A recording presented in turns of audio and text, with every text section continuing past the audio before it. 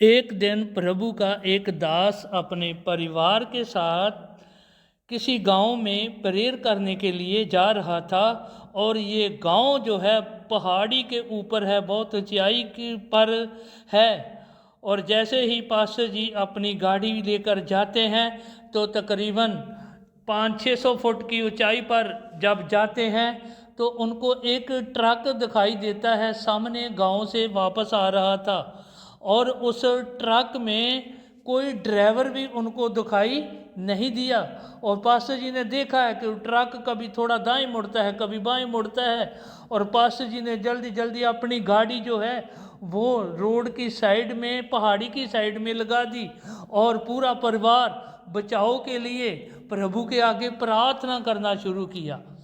और जब उन लोगों ने प्रार्थना करना शुरू किया तभी वो ट्रक तकरीबन पास्टर जी की गाड़ी से 10 फुट दूरी से ही जो एक साइड को मुड़ा, जिधर बहुत गहरी खाई थी। बहुत बड़े साउंड के साथ वो ट्रक नीचे गिरा और तबाह हो गया।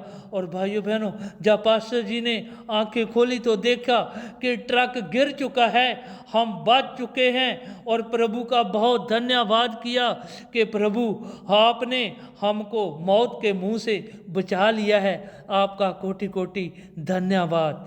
और ऐसे ही एक पावरफुल प्रार्थना के बारे में हम बाइबल में पढ़ते हैं, योना की किताब उसका चैप्टर 2 में। ये योना की प्रार्थना है जब वो अनाज्ञाकारी करने के कारण, प्रभु के हुक्म को तोड़ने के कारण मछली के पेट में पहुंच चुका था समुद्र में। और उसको 3 दिन और 3 रात हो गया था मछली के पेट में। बहनों भाइयों, हो सकता है उसने अपने बचाव के लिए मछली के पेट से निकलने की कोशिश की हो, लेकिन असफल है। और जब उसने प्रभु के ऊपर विश्वास किया कि प्रभु आप ही मेरे को बचा सकते हैं, मैं मरण के दर्जे तक पहुंच चुका हूं, मेरा दम घुटने लगा है, मेरे को अभी बहुत संकट है, इस संकट में आप ही मेरे को बचा सकते हैं। उसने प्रभु पर विश्वास किया और प्रार्थना करना शुरू किया। और प्रार्थना शुरू करके पहले उसने प्रभु का धन्यवाद किया कि प्रभु मैं आपको धन्यवाद देता हूं कि अभी तक भी आपने मेरे को मछली के पेट में मरने नहीं दिया। ये आपकी दया है प्रभु, आपके अनुग्रह के लिए मैं आपका धन्यवाद करता हूं। और तीसरे नंबर पर भाइयों बहनों ध्यान से सुनिए अभी जरा, उसने प्रभु के आगे पश्चाताप किया कि प्रभु मैं गलती कर चुका हूं, मैंने आपके हुक्म को तोड़ा है और मैं उस अनाज्ञाकारी की माफ़ी मांगता हूं आपसे, मैं पश्चाताप करता हूं उस गुनाह के लिए।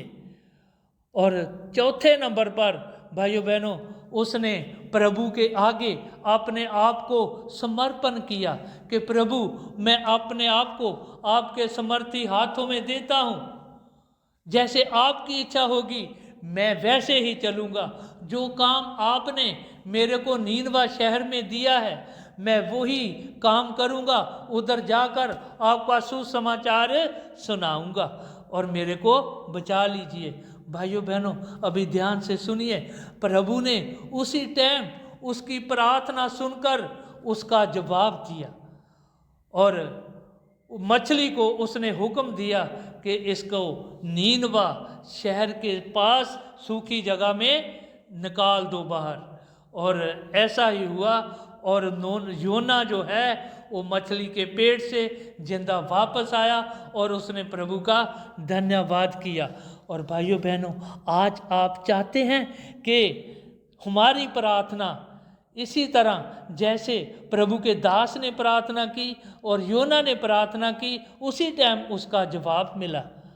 अगर आप चाहते हैं तो जो 4 विशेषताएं, प्रार्थना के 4 गुण जो हमने बाइबल से सीखे हैं योना की प्रार्थना से, कि विश्वास करना, उसके बाद प्रभु का धन्यवाद करना प्रार्थना में, पश्चाताप करना और अपने आप को प्रभु के आगे समर्पण करना। जैसे आप 4 विशेषताएं प्रभु के आगे रखेंगे, अपनी प्रार्थना में प्रभु के साथ वादा करेंगे और प्रभु उसी टाइम आपकी प्रार्थना का उत्तर देगा। ये है बहनों भाइयों शक्तिशाली प्रार्थना जो प्रभु के दास ने और योना नबी ने की है और उसी टाइम जवाब मिला है। प्रभु इस मैसेज के द्वारा आपको बहुत सारी बरकत आशीष दे। आमीन।